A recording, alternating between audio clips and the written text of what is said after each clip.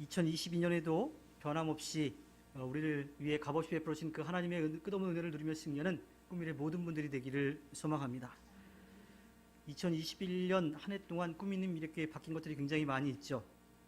네, 바뀐 것이 많은데 서로 맞추어가면서 또 서로 적응해가면서 또 서로를 위해서 기도하면서 하나님의 아름다운 뜻을 이루어가기를 소망합니다. 그러면서 2022년 예수님의 마음을 품은 믿음의 공동체로 아름답게 서갈 수 있는 우리 꿈있는 미래교회가 되기를 소망합니다. 저에 대한 첫인상이 어떠셨는지는 잘 모르겠어요. 그냥 나쁘지 않았기만을 바라긴 하는데, 제가 전에도 한번 말씀을 드린 적이 있지만 꿈있는 미래교회에 대한 저의 첫인상은 청장년 선교회 같다라는 말씀을 이제 드렸죠. 실제로 나이대가 그렇기도 하지만 나이를 떠나서 믿음과 또 교회에 대한 그런 귀한 마음이 상황에 따라 흔들리지 않고 잘 지켜가고 있기 때문이, 주어진 직분과 사명 그리고 삶의 자리를 아름답게 지켜가고 있기 때문에 제가 느낀 그 첫인상은 청정년 선교회 같다라고 하는 그런 것이었습니다. 손을 벌리기보다 스스로 할 수 있고요, 또 작게라도 나눔과 섬김을 할 수 있는 힘이 있는 꿈 있는 미래교회임은 분명합니다. 그리고 더 많은 것을 할 수 있는 가능성도 가지고 있고요, 그 안에는 열정이 있기 때문에 그 모든 것을 할 수 있다라고 저는 생각을 합니다. 이 열정이라고 하는 영어는 패션이라고 하는 말을 쓰는데 2004년에 개봉한 더 패션 오브 크라이스트라고 하는 영화가 있습니다. 예수님의 고난, 순환이라고 하는 영화였는데 너무 좀 리얼하게 예수님이 고통받는 장면이 좀 담겨 있어서 많은 기독교인들이 조금 호불호가 좀 갈리기는 이제 했었는데요. 예수님이 십자가상에서 12시간 동안 십자가에 매달려 돌아가시기 그 마지막 12시간 동안의 고통에 대한 이야기입니다. 거기서 이제 패션이라고 하는 말을 쓰는데 순환, 고난이라고 하는 그런 말로 번역을 했어요. 그런데 이 패션에는 고난과 순환뿐만 아니라 또 열정이라고 하는 말도 담겨져 있죠. 그래서 예수님이 십자가에 못 박혀 돌아가시는 그 아픈 장면이 있지만, 예수님의 고난의 그 장면이지만 우리를 향한 예수님의 열정이 담겨 있는 것도 한번 좀 생각을 해보게 되었습니다. 2018년 평창 동계올림픽은 하나된 열정이라고 하는 그런 슬로건으로 올림픽을 치렀었죠.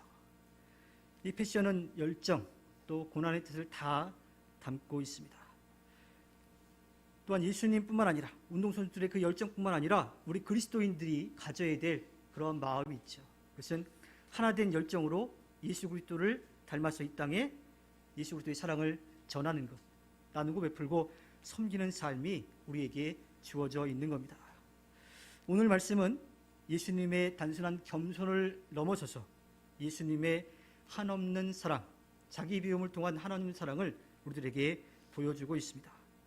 그런데 오늘 말씀 가운데에는 예수님의 그러한 낮고 낮음으로 오시는 그 모습뿐만 아니라 우리도 그 예수님의 마음을 마음에 품으라고 이야기를 하지요. 이 말씀은 우리의 눈높이를 맞춰주신 하나님의 사랑에 대해서 깨닫고 그 사랑을 받은 자로서 그 사랑을 이 땅 가운데 전하라고 하는 그런 명령도 함께 담겨져 있습니다. 이 영화 광해, 왕이 된 남자에 보면 이 광해를 대신해서 왕이 되어 있던 하선이라고 하는 인물이 허균을 만나러 가는 장면이 나옵니다. 왜 가냐면 자기가 볼 때 대동법이라고 하는 이 법이 참 좋은 법이에요. 백성들을 위해서 참 좋은 법인데 왜 그걸 실행하지 않느냐고 하는 생각이 번쩍 들어가지고 이 하선이 이 도승진을 향해서 달려갑니다. 달려가서 내가 이 생각해봤는데 이게 정말 좋은 거다라고 이야기를 했더니 그 도승지가 하는 말이, 신하가 왕을 찾아가서 뵙는 법은 있어도 왕이 신하를 만나러 내려오는 법은 없다라고 이야기를 하더라고요. 조선시대의 위계질서, 그 삼강오륜, 또 가운데 군의신강, 신하가 왕을 섬기는 것이 마땅한 그런 그 전통을 가지고 있던 그때에 아무리 좋은 일이라 하더라도 왕이 신하를 찾아가는 일은 없다라고 하는 거죠. 만약에 할 일이 있고 만날 일이 있으면 신하를 부르면 되는 거예요. 그럼 신하가 왕이 있는 자리로 오게 되는 거죠. 근데 그 광의 왕이 된 남자에서는 왕이 그 신하를 찾아가는 거예요. 왜냐하면 그는 왕의 자리에 있었지만 실제로 왕은 아니었기 때문에 자기보다 높은 도승지를 찾아간 갔던 거였습니다. 그런데 오늘 말씀은 전혀 다른 이야기를 하고 있어요. 인간이 되신 하나님에 대한 이야기입니다. 광해 왕이 된 남자의 대사를 빌리자면요, 법도에 어긋나는 거예요. 여기 그렇게 하면 안 되는 거예요. 그런데 하나님은 그렇게 하셨어요. 왜냐하면 우리를 누구보다도 사랑하시기 때문입니다. 하늘 보좌를 버리시고 자기를 다 비워서 사람과 같이 되신 거죠. 자기를 낮추시고 십자가에 죽기까지 우리에 대한 사랑을 확증하셨던 겁니다. 2016년 6월 15일에 우리 들꽃 포토 에세이 공모전에서 있었던 일입니다.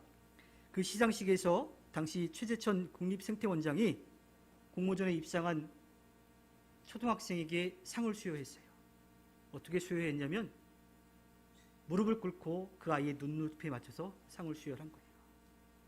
초등학생 눈높이에 맞춰준 거죠. 그리고 사진을 찍을 때도 그 아이와 눈높이를 맞추기 위해서 무릎을 꿇고 사진을 찍었습니다. 그래서 눈높이 시상식으로 화제가 되었습니다.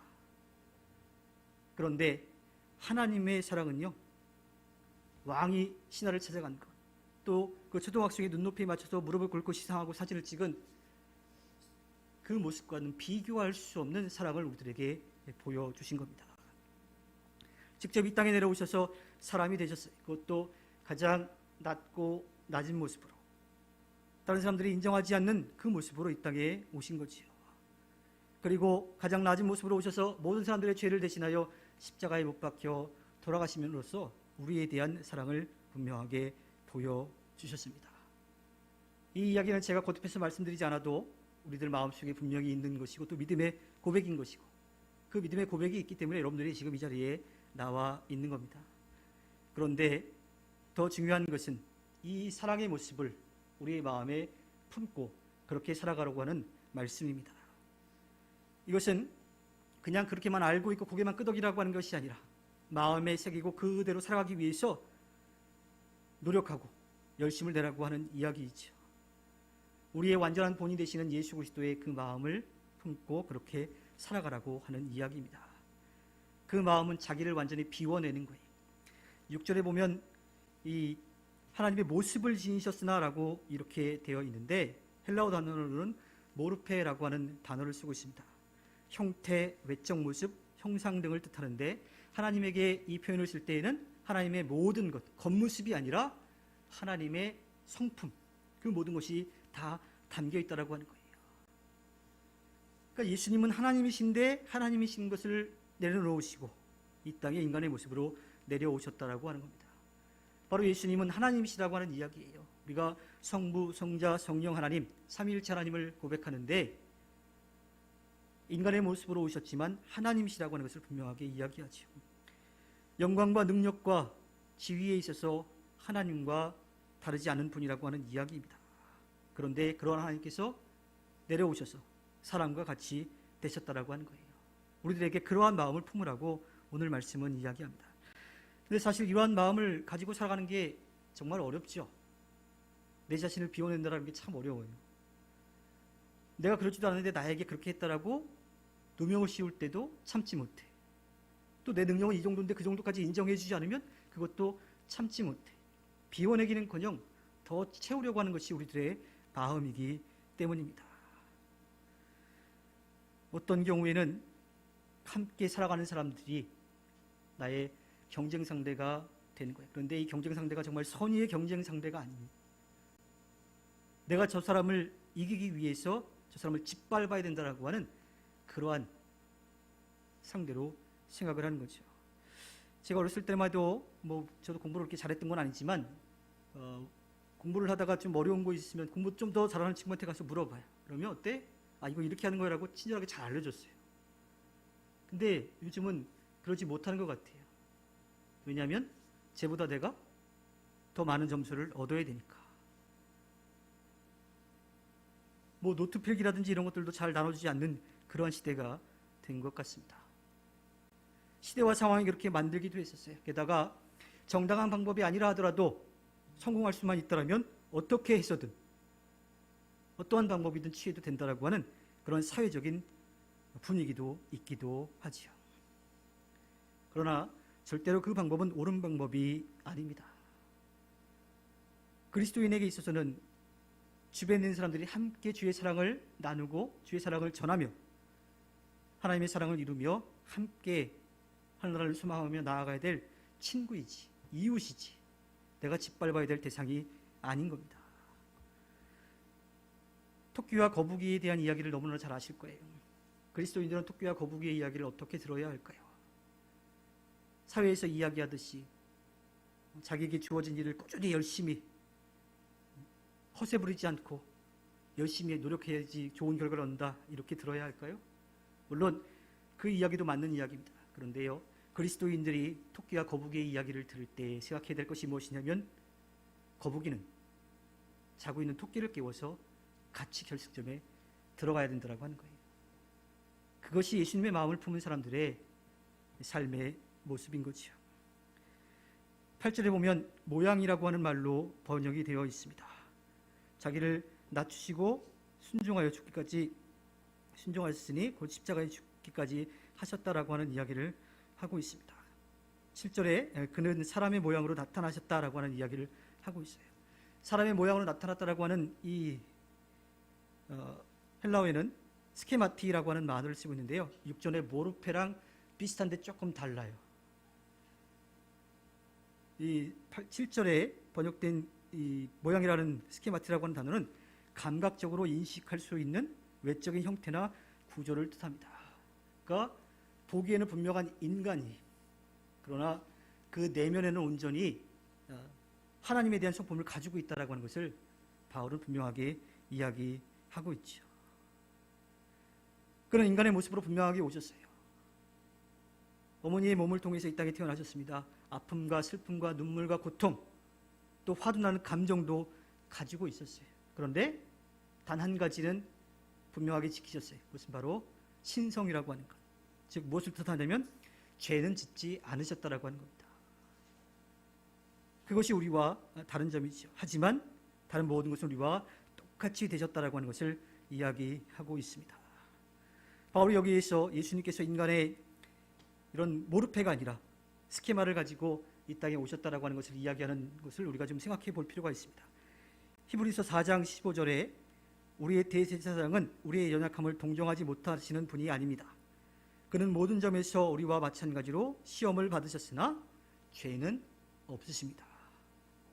온전히 인간은 되셨지만 신성을 가지고 있어서 죄는 짓지 않으셨다라고 하는 이야기입니다. 고린도후서 5장 21절에도 하나님께서는 죄를 모르시는 분에게 우리 대신으로 죄를 씌우셨습니다. 그것은 우리가 그리스도 안에서 하나님의 의가 되게 하시려는 것입니다. 하나님이시지만 인간이 되셨어요. 또 인간이시지만 하나님이시라고 하는 것을 바울은 분명하게 이야기하고 싶었던 거죠. 그러한 예수님의 모습을 우리가 닮아가야만 합니다. 예수님은 그렇기 때문에 자기를 낮추시고 죽기까지 복종하셨어요. 그러나 죽음으로 끝나지 않고 그 죽음을 이기고 다시 살아나셔서 우리에게 부활에 대한 소망을 주셨던 겁니다.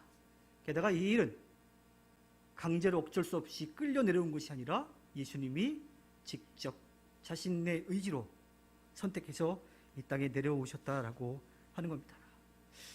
이 이야기를 야자타임하고 좀 한번 좀 비교해서 생각을 해볼까요? 나이가 많으신 분들은 야자타임 별로 안 좋아하죠. 우리는 보통 야자타임 하면 어떻게 생각해요? 나이를 거꾸로 뒤집는다고 생각을 하죠. 그래서 제일 어린 사람이 제일 나이 많은 사람이 되는 거로 그렇게 생각을 하는데, 실제로 야자타임은 그런 것은 아니라 그래요. 야자타임 하는 것은 모든 사람이 나이와 상관없이 동등하게 이렇게 말을 좀 편하게 놓는 것을 이제 뜻한다고 하는데, 우리는 그것을 조금 이제 곡해해서 뒤집어지는 것처럼 그렇게 생각을 하지요. 그래서 우리나라 사람들은 야자타임을 하면 두 가지 생각을 갖습니다. 나이가 제일 많은 사람은 어떤 마음을 먹을까요? 시간아 빨리 가라, 끝나기만 해봐라 하는 그러한 마음을 먹고, 제일 나이가 어린 사람은 야자타임이니까 좀 그동안 쌓였던 거 확 풀었지만 마음속으로 어떻게 생각해요? 이거 어떻게 하지? 나중에 해코지하면 어떻게 하지? 하는 그런 마음을 먹을 수가 있는 거예요. 그런데 하나님의 사랑의 모습은 전혀 그렇지 않은 거죠. 낮고 낮은 인간의 모습으로 오셨지만 우리에게 두고 보자라든지 그러한 마음은 갖고 계시지 않는 겁니다. 시간은 정해놓으셨지만 우리는 그는 알 수는 없고요. 또 하나님은 복수가 아니라 사랑의 마음으로 우리가 언제든 돌아오기를 기다리는 마음뿐인 겁니다. 우리는 하나님의 값없는 은혜를 입은 사람들입니다. 하나님은 우리를 하나님의 자녀로 삼아 주셨지요. 그리고 우리가 잘못한 것을 용서해 주시기 위해서 이 땅에 인간의 모습으로 오셨습니다. 자신에게 있어서 가장 중요한 생명을 내어주심으로써 우리에게 용서의 길을 열어주신 거죠. 그 사실을 믿고 나아가는 우리에게 그 은혜가 충만하게 차고 넘치게 됩니다. 그리고 더 나아가서 그러한 예수님의 모습을 우리가 알고 그 마음을 품고 이 땅에서 살아가라고 말씀하십니다. 그 삶은 나누고 베풀고 섬기는 삶입니다. 세상에 많은 사람들도요, 연말이 되면 또 어려운 일들을 겪게 되면 나눔을 실천합니다. 기부를 하기도 하고요. 또 물건을 보내기도 하고 자기의 재능도 기부하기도 합니다.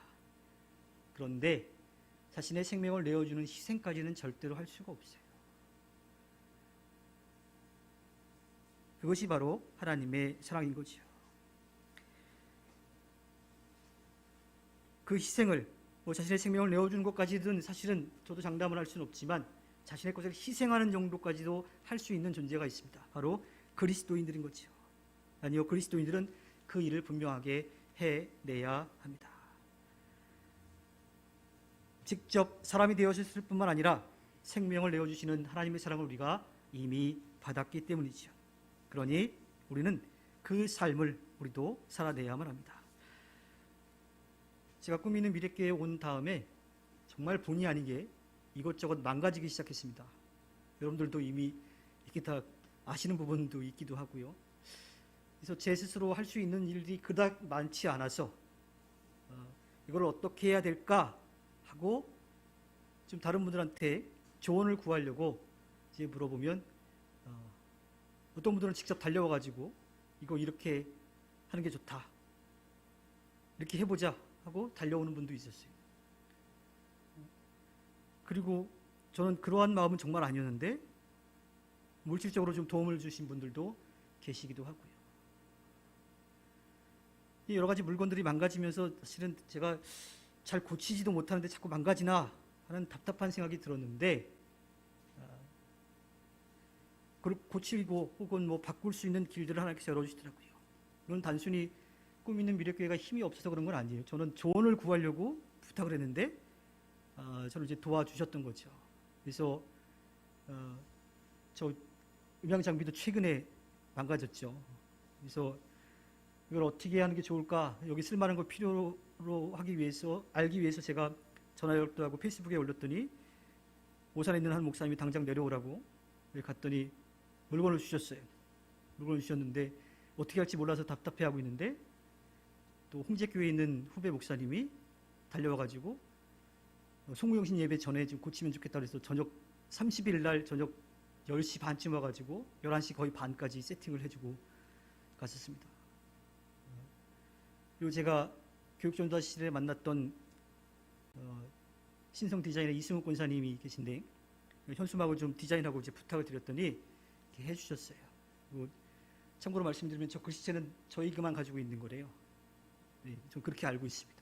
그래서 해주셨고 제가 비용을 어떻게 해드릴까요? 말씀드렸더니 그냥 가져가라고 그러시더라고요. 사실 이런 그 과정들을 쭉 보면서 그런 마음을 느낍니다. 만약에 우리가 그리스도인이 아니라면 이러한 사랑을 받을 수 있을까 하는 그런 생각이 들어요. 저도 마찬가지죠. 저도 누군가 부탁을 했을 때 제가 할 수 있는 건 최대한 하려고 노력을 합니다. 단순히 장비를 가지고 있어서 이런 재능이 있어서 할 수 있는 능력이 있어서 또 귀한 시간을 내주는 것 이런 부분들 단순히 그냥 도와주는 역할이 아니라 주님께 받은 그 사랑을 나누는 일들인 거지요. 우리 꿈이 있는 미래교회가 그렇게 하기를 소망합니다. 제가 청정년 선교에 대한 이야기를 하면서 그랬죠. 우리가 필요한 것 스스로 하고 있고 또 할 수 있는 일도 분명히 있어요. 되게 크거나 많지는 않는다 하더라도 할 수 있는 일들이 분명하게 있습니다. 그 일들을 감사와 기쁨으로 행하며 살아갈 수 있는 꿈이 있는 미래교회가 되기를 원합니다. 2022년 그렇게 예수님의 마음을 품은 믿음의 공동체로 아름답게 서가기를 바랍니다. 받으면 베풀 수도 있는 거예요. 그 사랑을 받았으니까 베풀 수 있는 힘도 생기는 거고 그런 마음도 드는 겁니다. 우리에게는 변함없는 하나의 분명한 목표가 있지요. 바로 예수님을 믿고 예수 그리스도를 따르는 삶입니다. 성령께서 그렇게 하실 수 있도록 도와주고 계십니다. 2022년 예수님의 마음을 품은 믿음의 공동체로 꾸미는 미래교회가 하나된 열정, 또 성령의 도우심으로 하나님의 자녀로 예수 그리스도의 증인과 제자로 살아가기를 소망합니다. 그 삶을 통해서 하나님 앞에 기쁨을 드리는 꿈이 있는 미래교회가 되기를 주님의 이름으로 부탁드립니다. 기도하겠습니다.